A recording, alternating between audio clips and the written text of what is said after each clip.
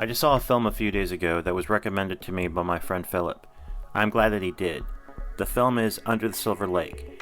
Now, I've seen a few videos on YouTube about this movie, and this video that I'm about to do is going to be a little different.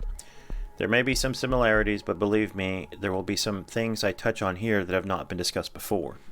So if you're watching this and you come to some parts that you've seen before, stick around because there will be some items that have not been addressed before. Let me start off by saying that I don't really care for new movies. When my friend was telling me about this film, I wasn't too enthusiastic. He told me Andrew Garfield was in it, and that it had something of a hidden message within, and that intrigued me. Andrew Garfield is enough to make me want to watch this film, because I think he's a good actor. The film was an unexpected surprise. What struck me immediately is how it felt like I was watching a blend of David Lynch and Alfred Hitchcock. Vertigo is one of my favorite films, and this film has Vertigo's DNA all over it. I'm going to go through this film from start to finish and go over each part and give my analysis as well as provide answers to the codes within. If you haven't seen this film, spoilers ahead. Stop this video, watch Under the Silver Lake, then come back. But if you're not too concerned about it, then just go ahead and watch. Briefly, let me go over the film poster.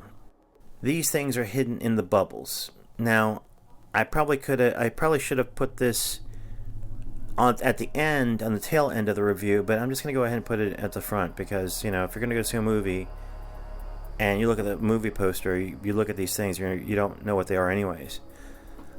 So what's hidden in the bubbles are the balloon girl, Kurt Cobain's guitar, this says Jesus Saves, a Barbie doll, a pirate, you see a part of the hobo code, binoculars, James Dean's head. This could either be a dildo or the map. And in the blonde woman's hair are the letters S-E-X. Now this reminds me of the infamous letters in the clouds of the Lion King.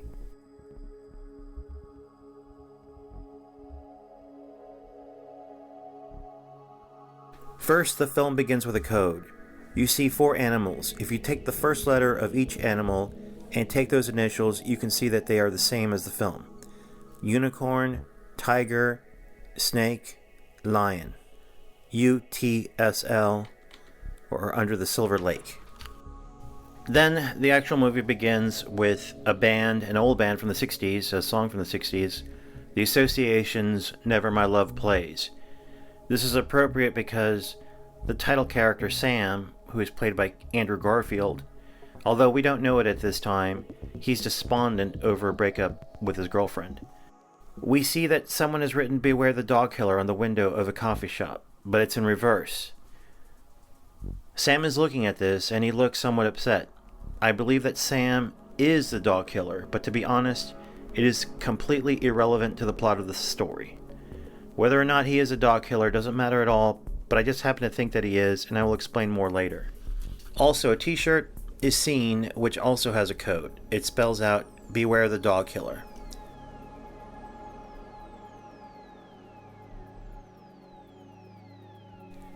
An important takeaway from this scene is the coffee menu. At the bottom is Morse code.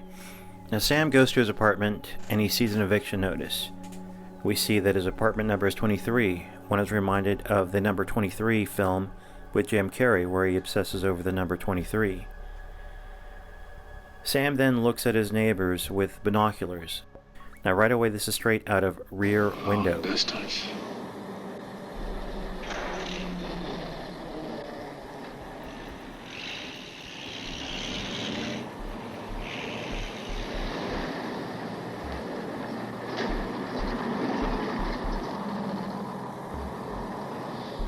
This was also copied into Palma's Body Double, both excellent films. In fact, I would go so far as to say that Body Double and Under the Silver Lake are cousins.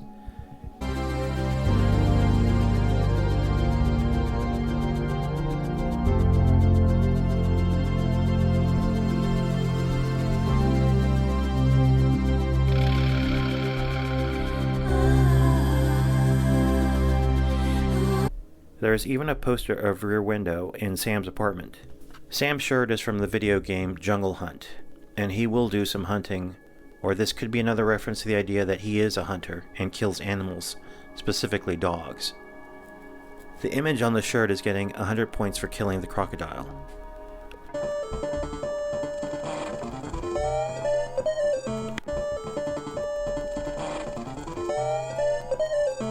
An actress friend stops by. They have sex in front of a Kurt Cobain poster. By the way, they have sex doggy style. While they are watching TV during that act of coitus, there's an interruption of a tennis match that they're watching to issue an alert about a missing billionaire, Jefferson Sevens. After this, they talk about the Playboy magazine on his desk. Now, real quick about this particular issue. It's a real issue from July 1970. I obtained a copy of this magazine and looked through every page to see if there was any significance to this particular magazine in the film. And I can't find any relevance other than that there is an article about the film Beyond the Valley of the Dolls, which is about three ladies, which is a recurring theme in the film Under the Silver Lake. Sam then goes to a bookstore, sees a comic called Under the Silver Lake. He inquires about the author of the comic and asks the store clerk to give the author his number. He also gets a Spider-Man comic, which is interesting because he played Spider-Man. On his way back to his apartment, he sees the girl's dog from earlier in the day, a girl he had been watching with binoculars. He gives the dog a treat from his pocket, another clue to why Sam is a dog killer. The owner of the dog shows up, and she invites him inside. Then they watch How to Marry a Millionaire with Betty Grable, Marilyn Monroe, and Lauren Bacall. Three ladies. We see three dolls with the names of the actresses. There's a strange code underneath the names. It's the code from the Zodiac Killer. These translate to Tombstone, Sheriff, and Entries.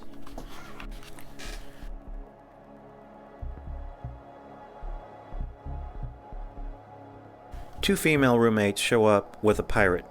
This is straight out of David Lynch, with hints of Blue Velvet, a new set of three ladies. What is interesting about this is that on the wall of this apartment is a butterfly. There is rumored to be a Project Monarch which makes women into sex slaves for the elite. Kubrick even has the name Monarch in the wall on The Shining. Sam and Sarah go outside. There are fireworks. They boom a message in Morse code. It says, "Ascend now," although some say it says, "I ascend now."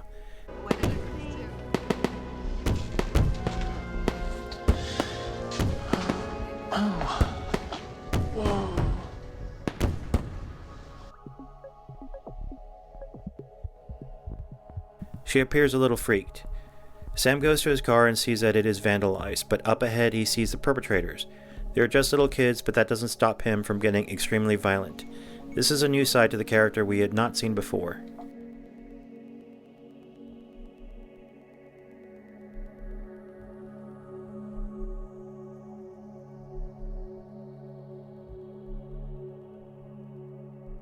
There's a poster of Dr. Jekyll and Mr. Hyde in his room. It is as if there are two sides to Sam, the normal wanderer and the maniac. The Strange Case of Dr. Jekyll and Mr. Hyde is one of the most famous pieces of English literature, the phrase Jekyll and Hyde being used as a term to refer to people with an outwardly good but sometimes shockingly evil nature. Another news report about the billionaire. On the news report it says Copial graffiti. This is important to solving the code written under the dolls' names. He reads the Under the Silver Lake comic, then has a dream about a dead dog. There are dog biscuits on the ground.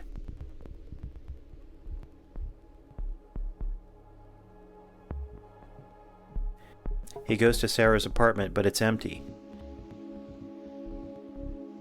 He goes to a bar and meets a friend played by Topher Grace. Topher asks if Sam has heard of the dog killers, plural.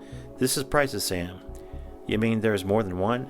Then the door opens in the back and light comes in right when he's asked that question. I think this surprises Sam because he is the dog killer, and the idea of there being more than just him is interesting. Have you heard about these dog killers? There's more than one? Again, I want to say that speculation on whether Sam is the dog killer isn't really important, but I do think that the idea of Sam as a killer is important. But I'm going to get to that later. Sam sneaks back into Sarah's apartment and gets a picture of Sarah. A mystery girl shows up. He sees a symbol on the apartment wall, and there are two diamonds. He follows this girl. While he's walking, there is graffiti on the side of the wall. This is important. She gets into a car with 2 other girls. Again, here are 3 ladies. He pursues these girls in a black Mustang. This part reminds me of Vertigo.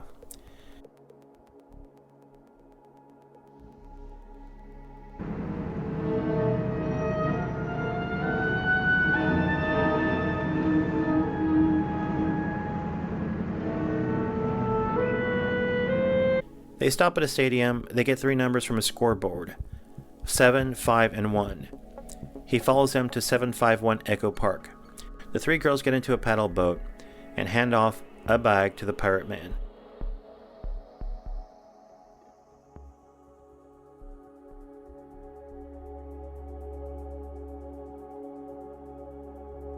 He then follows the girls to a party where a band in this movie called Jesus and the Brides of Dracula are performing. Again, we see a man with 3 ladies. What is interesting about the name of this band, Jesus and the Brides of Dracula, is that Jesus is a type of vampire. He died but was resurrected.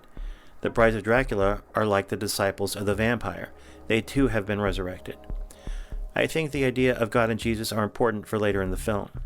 There's a balloon girl whom he will meet up with later, but important here is that he gets an invite to a show at the Hollywood Forever Cemetery. While talking to Jimmy Simpson and some other woman about the billionaire's daughter, Sam says, It's hard to know what a person might do when they're in pain. Could killing dogs be a way for Sam to handle pain? On the way home, Sam sees a shadowy figure. Could it be his own shadow self that he sees? He runs from the shadow but gets sprayed by a skunk. He sees news about Sevens. Sam makes a connection between the billionaire Jefferson Sevens and Sarah.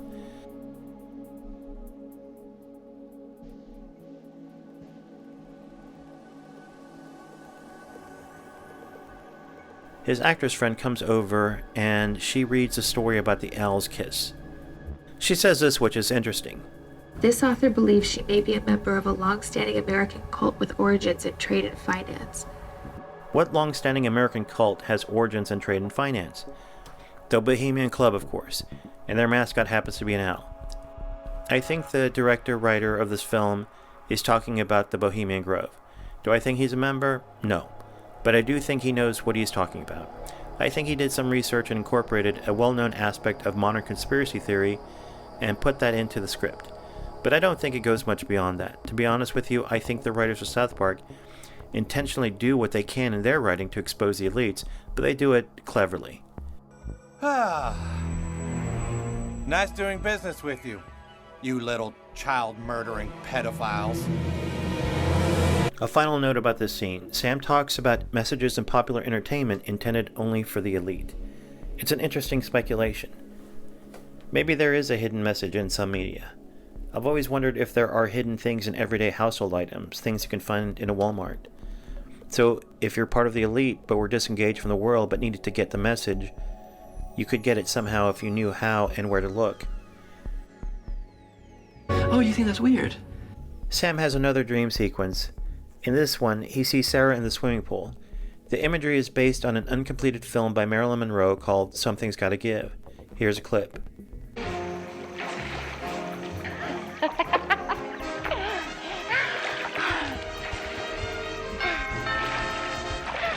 Get back in.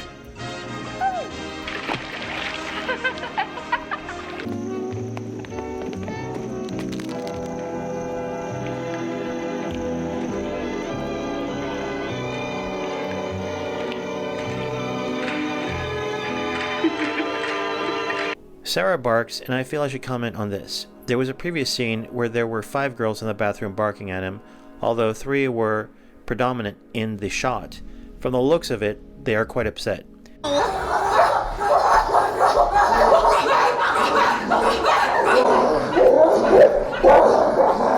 He must have said he liked Harry Potter. Sam is a killer. Whether or not he kills dog is beside the point. He is a killer. Does he subconsciously think women are female dogs? Does he need to make that leap from dogs to women like Jeffrey Dahmer did from roadkill to gay men? He goes for a walk and sees a girl and admires her booty, then sees many women. They are auditioning for a movie. There is graffiti on the ground that says, "Beware the dog killer," and he is right on top of it.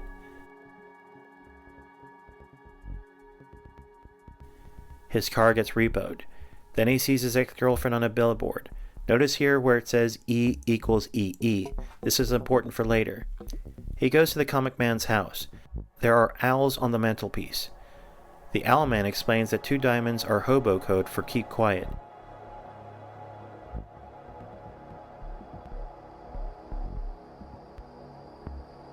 He says the owl's kiss has something to do with everything. He shows Sam the owl on the dollar bill. Comic Man shows him his secret room and a cereal box with a treasure hunt. The Comic Man says the map is the key to solving the mystery. In the Comic Man's house is an alphabet. At this point we can begin deciphering part of the code. When Sam was walking, there was graffiti on the side of the wall. We also saw in a news program a scroll about copial graffiti. When we use the key to decipher the graffiti, it says coffee menu. When we go back to the coffee menu from the beginning of the film and take the letters formed from the Morse code, we get XJVOOJRYXERSW, which, when decoded with this alphabet in the Comic Man's room, it spells what? THRE words. When we take the billboard that says E equals EE, we then add an E to the THRE, making it 3. What 3 words is a geocode system designed to identify any location with a resolution of about 3 meters or 10 feet using just 3 ordinary words. We will get to just what 3 words we need to put in later. Even without all this cloak and dagger, this movie is pretty righteous. Sam meets up with Topher Grace, who has a drone. Sam says he feels like he's being followed. As soon as he says this, we hear the hoot of an owl. Yeah, probably.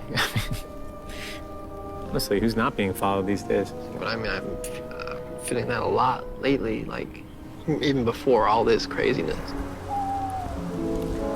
The drone is situated to watch a woman undress, but she starts crying. It soon becomes uncomfortable. This reminds me of the scene in Fame where Irene Cara, rest in peace, reluctantly took off her top in a photo shoot. Could you take your top off, please? What? Could you take your blouse off? I can't.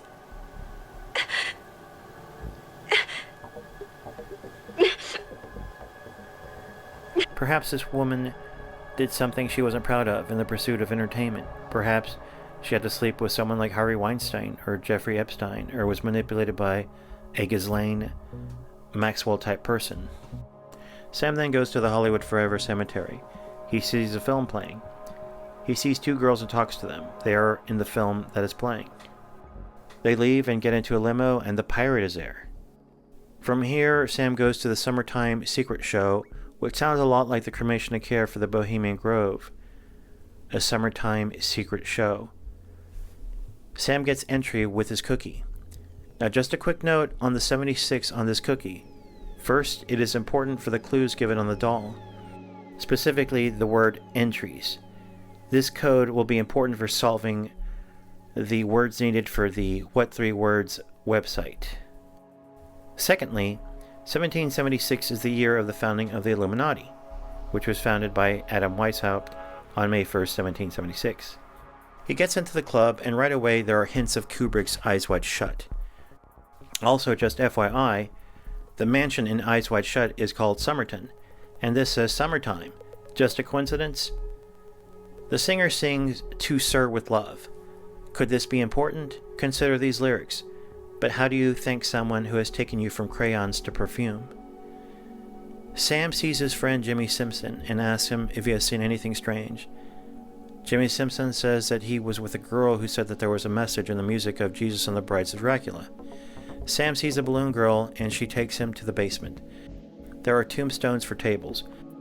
What is important about the tombstones that we see in this particular segment is that it's part of the code to decipher. One thing the tombstones have in common is films. Unaware that the cookie he ate was drugged, he starts to feel the effects. He goes to the bathroom and hurls. In the toilet is the same copial code from before, but it says coffee menu. It's the same thing. He recognizes the girl from Sarah's apartment and begins chase, but passes out and wakes up the next morning in the graveyard. he gets a call from his mother. He plays a song Turning Teeth, trying to figure out the message. This is the song by the band Jesus and the Bride's Dracula.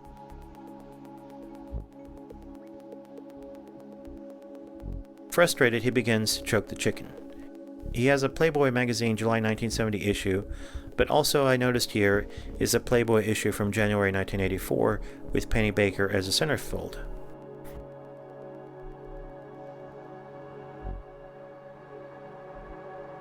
He then sees an ad for an escort company called Shooting Stars.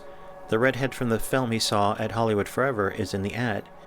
She shows up and she says, "Do you want a blowjob from the Supporting Actress Academy Award nominee from last year?"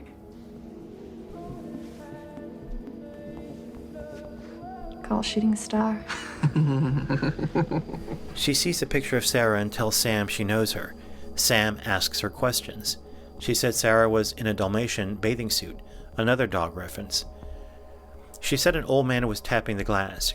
Clearly, Sarah was a sex object for rich old men. She tells Sam there was one house they weren't allowed to go to that belonged to some songwriter. The next day, Sam figures out the code. This is important for one of the words needed for the What 3 Words website. 76 was a number for the entries. So, if we look at the 76, we get Forever Linked. We will only use the word linked. The message for the code Sam gets from the song is, "Rub Dean's head and wait under Newton." Sam realizes he must go to the Griffith Observatory and rub the bust of James Dean. For those that don't know, in Rebel Without a Cause, James Dean is here at the Griffith Observatory. This film seems like a good double feature with La La Land, which also has a scene at the Griffith Observatory and references James Dean. Incidentally, there is this place called the Lighthouse in La La Land that, if you'll notice, the word "the" is illuminating at the light of the lighthouse. But if you add all the numbers of THE, you get 20 for T, 8 for H, and 5 for E. That is, T is the 20th letter in the alphabet, H is the 8th, and E is the 5th. If you add all those numbers together, you get 33, which is the highest degree in Masonry you can achieve in the Scottish Rite. That being said, I think sometimes a work of art can manifest its own message independent of its creator, like some hidden hand or unseen force which is at work through the medium of a human agent.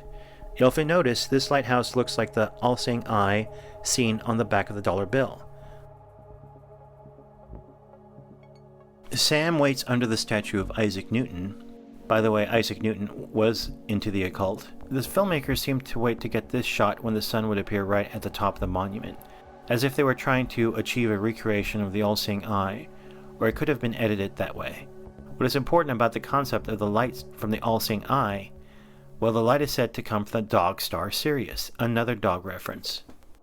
According to occult philosophers, the light which illuminates the eye comes not from the sun, but from the dog star Sirius, as is demonstrated by this illustration of the blazing star of Masonry, centered by an all-seeing eye.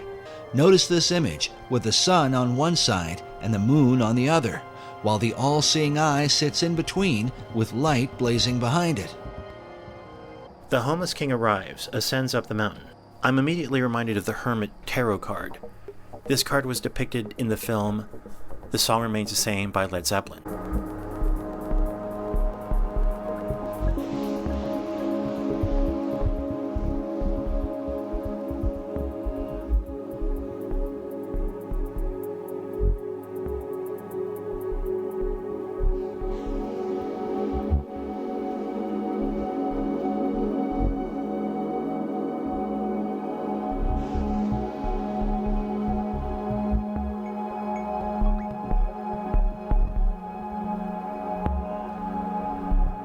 Speaking of tarot cards, the moon is relevant to Sam.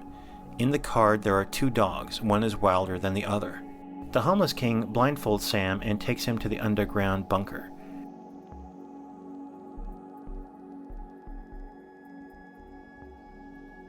There's a quasi-Egyptian entrance with the Eye of Horus at the top and two representations of Anubis. I'm going to be nitpicky here because these are not accurate to Egyptian standards. I could be wrong, but the circular enclosure for the god Anubis is not typical because a cartouche which I'm assuming they're trying to aim for here, usually typically has hieroglyphic characters, not the gods themselves. Also, it's incomplete as a cartouche. Also, the was scepter being held by Anubis is not the design common in ancient Egyptian depictions. That being said, I think Anubis here is important because in the beginning of the film we saw the words "Beware the dog killer," but we saw the word dog in reverse as if it were talking about God. When is a dog a god? When is a god a dog? Well, in ancient Egypt, Anubis is the jackal-headed dog and is the god of death. Anubis is a very prominent god in the netherworld and also in connection with the actual mummification and ritual burial of the dead. He always appears with the head of a canine, and he's identified with the jackals and the other kind of wild canines that existed in Egypt and tend to live on the fringes of the valley where the cemeteries are, so there was always a kind of close association between these wild dogs and the world of the dead. Sam thinks this is a bunker. There is a bed here in a scene that looks a lot like the one in 2001: A Space Odyssey. Sam ascends upward and is in a grocery store. He drinks milk.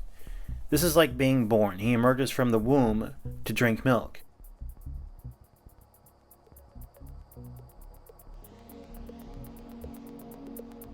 From here he goes to the comic man's house, but is informed by the police that he has committed suicide. Sam sneaks in and reviews the video surveillance and is shocked to see the owl woman.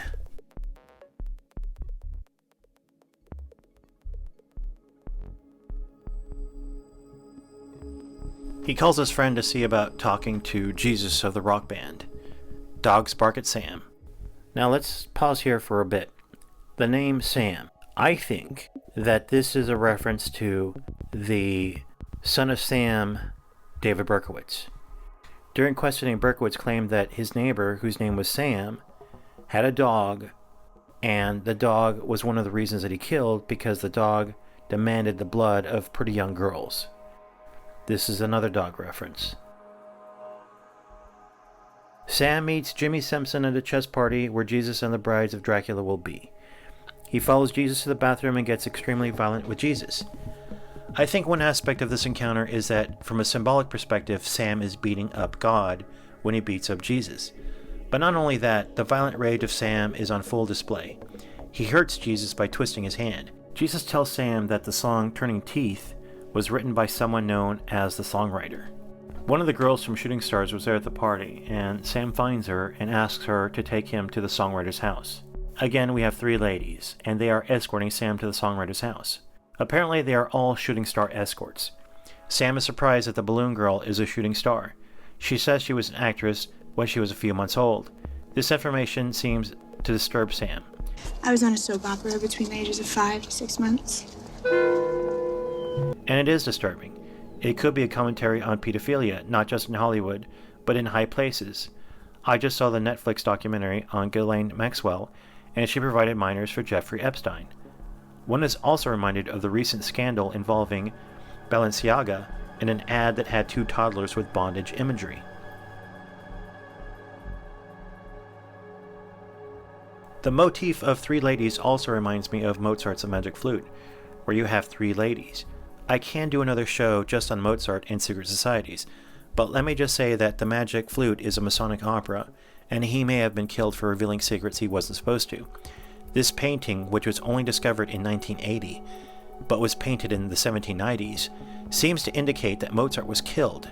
Notice the sword pointing right at Mozart's back. Sam goes to the songwriter's house. He pauses at Kurt Cobain's guitar. Who is a songwriter? I think the songwriter represents 2 things, the devil and corporate control. Let's look at why the old man could be the devil. Sam asks the man if he killed Sevens, to which the old man says he doesn't care about what is fashionable or cool. As a devil, the old man would not care about what happened to Sevens and the plans of the elite. I think in the big picture, people who practice a left-hand path and seek to satisfy their own desire and their craving for worldly control, consciously expressing a devotion to a dark adversarial presence, are simply pawns in the grand scheme of things. From a certain perspective, the world is created by God. But then there is the devil too. It's as if humans are caught in the middle of this power play between God and the devil. One side wants humans to choose their side and vice versa. So the devil doesn't care what little plans are created by big people. Sam even tells him that he has everything. He pauses. He doesn't have everything. But you have everything.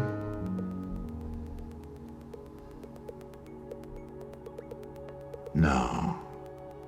This would make sense if the old man is the devil, because the devil would want to control the world or return to heaven. Another is the ease by which the old man says he writes the songs. When he said he wrote Beethoven's Ode to Joy, one realizes that the work was written in the early 1800s, which would make the old man 200 years old. I'm reminded of the scene in Oh God, You Devil, where the devil said he represented Beethoven. Didn't you used to handle Al Jolson? Beethoven. Beethoven. I love it! The songwriter goes over a list of songs he created. We recognize these songs, but not from an old man, but written by musicians. If the old man is a devil, these songs were part of a bargain which was beneficial to the careers of those who received them. It's like the whole sold my soul for rock and roll story. I've always been fascinated by this, and it goes back to messages in entertainment. Is there some higher force at work that expresses itself that we don't see? And if there is, what are we to make of it? And who the devil wrote it? Now let's look at how the old man represents elitist corporate control over the entertainment industry. The old man says that rock and roll is not about rebellion, it's about him getting paid. Here Sam represents the everyman. When the songwriter is speaking to Sam, he is also speaking to us. The songwriter continues and says that the music which Sam thought was of a personal, uplifting nature was really the machinations of men who were ambitious for power. This expresses corporate control over the entertainment industry. Ultimately, Sam gets angered and decides to hurt the old man, but the old man starts shooting at Sam. But Sam kills the old man. Sam is a killer. He doesn't have any qualms about killing. But what is interesting about this scene is that one could see it as another encounter with the divine. In a previous scene, Sam battles Jesus. I'm reminded of a comic by Garth Ennis called Preacher. In the last issue, Jesse Custer has been looking for God to make him answer for what he has done to humanity. In Jesse's final plan, he gets the saint of killers to wait for God to return to his throne and kill him. It's a brilliant piece of writing. Well, I kind of see the same thing going on here, but with the tables turned, if you catch my drift. Another way to look at this, you can pitch this movie, what happens when you get a killer to meet up with the Illuminati. Just on a side note, Sam is wearing a shirt by the Italian illustrator Emanuele Taglietti. The title of the piece is Il Monstro, and it depicts a character named Wallenstein, which is an interesting choice which continues the dual personalities motif. Sam gets home, and Invasion of the Body Snatchers is on the TV. Someone breaks in, and it's the Owl Lady. She is quickly scared away, though. Sam looks for her, but can't find her. She's disappeared. It's not really explained. What is important about this scene is that it shows that Sam is a killer. His killer instinct kicks in, and the hunter becomes the hunted. But why didn't he shoot the owl lady when he had the chance? I think the answer should be quite obvious. He had a naked chick in his apartment. He wanted to get laid. I think explaining what happened to her, this owl lady, would demystify her presence in the whole context of the film. By skipping over this, we maintain the mystery of the owl lady. The landlord shows up with the sheriff. At this point, Sam thinks he's getting arrested for killing the songwriter, but he then realizes this is about the rent.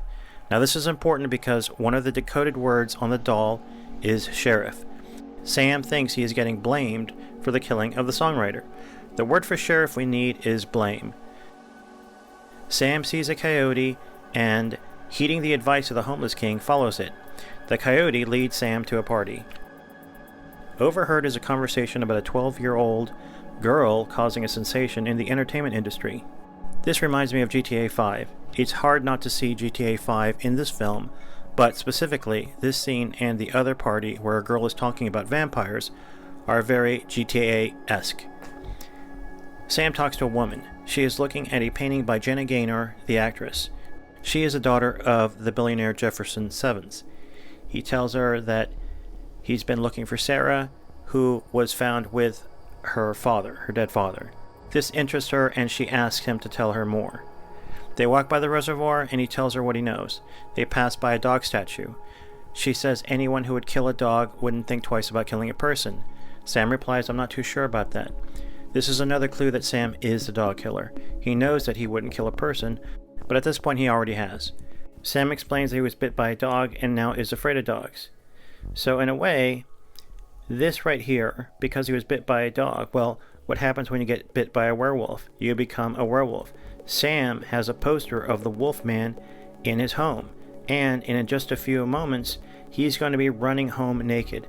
That's typically what you'll see in a werewolf movie, is that when the werewolf in human form sees the full moon and wolfs out, basically all his clothes are gone, they're shed. And so when they wake up the next day in the human body, they're naked, and so they basically run home.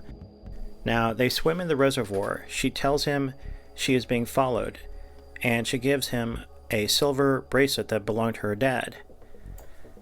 Bullets start whizzing by. The woman is shot. She is positioned just like that issue of Playboy. Sam runs home naked. Again, this is what I was talking about as far as the Wolfman. What is interesting about the Wolfman is that the Wolfman has two sides to his personality. Just like Dr. Jekyll and Mr. Hyde, and definitely Sam has two sides here. Now, Sam wakes up the next morning attempting to solve the mystery of the dead woman's bracelet. Sam solves the mystery and proceeds to the location on the map. We see that it's marked as not a safe place when we use the hobo code. Also, this is the same symbol for What 3 Words, the website that is important for solving the mystery of the words under the dolls. Let's go ahead and solve that mystery. We know that Tombstone equals films, entries, which is 76, which is, we're going to use the word linked because 7 was forever, 6 was linked, but we're just going to use linked. And then sheriff, we're basically going to use the word blame because when the sheriff shows up, he thinks he's getting blamed for the murder of the songwriter. Now, when we type these 3 words into What 3 Words, we get the location of the Silver Lake Reservoir.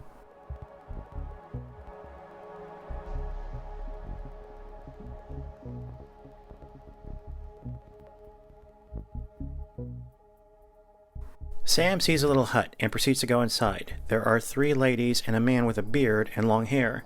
This is yet another version of Jesus and the Brides of Dracula. The man tells Sam that Sarah is alive and shows him a picture. The man explains that what Sam thinks is a bunker is in fact a tomb for kings like him. That it's not about burial but ascension, not dying, but transporting to another world, somewhere better than this. Sam asks, heaven? And the man replies, no, this is exclusive and real. Beyond this universe, kings without limitation. Obviously, this man is wealthy. He thinks because he can afford it, he has some special type of resurrection ceremony that is only available for him. He plans to take the 3 women with him. There is something very Egyptian about this. The first, that when he dies, there will be a special afterlife for him, as if he were the pharaoh. The Book of the Dead would have been quite expensive for any ordinary person to afford. And in fact, we can see this play out archaeologically. We find that the Book of the Dead is only possessed by members of the elite. Second, he will take the women with him into the afterlife like they were his helpers in eternity. But the next world was going to be better. How? Servant statues. You could have statues made and placed in your tomb. And these statues are called Ushabti. But Sam is angry, at which point the cultist calls Sarah. Sam talks to her. There is a pyramid in the background, which supports a theory that these folks have an Egyptian resurrection in mind. As a side note, the episode Jefferson Seventh and the women are watching is Leave It to Beaver, Season 3, Episode 16, which is about a dog. There was also a previous scene where the Andy Griffith Show was on the TV, which had a dog as well. That episode was about a dog. But when Sam and Sarah are having this discussion, there is a cut to the Hollywood sign, which indicates that there is a parallel of the subjugation of women in this particular cultist context, and in Hollywood. Sarah says there is no getting out of it now, so I may as well make the best of it. I am reminded of the line from Hotel California, you can check out any time you like, but you can never leave. Sam drinks the tea offered and passes out along with the cultists. It is drugged.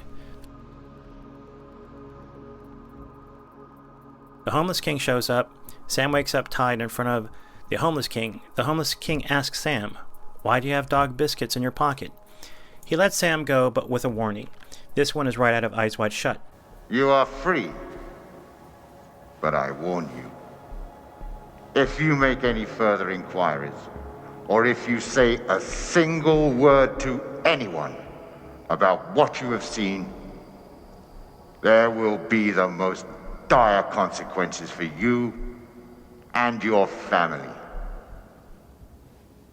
Do you understand? An observation here is that the homeless king is enlightened. Sam is also homeless at this point. He has made the transition to enlightenment too. Sam once again ascends the shaft. He goes to his apartment.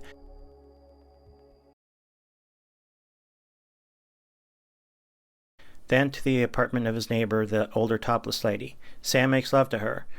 By sleeping with the older woman, he has completed the Oedipal journey. He killed the father and had sex with the mother. He looks at his old apartment and sees the sheriff return with the landlord. Sam has the famous Kubrick stare.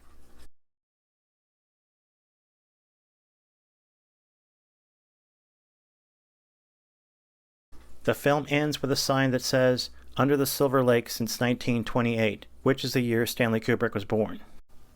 Now I'm going to speculate on what happens to Sam. I think he will eventually become recruited by the elite. Well, folks, it's been a fun journey. I want to say thank you for watching. If you liked the video, please hit the like button and subscribe. Thank you.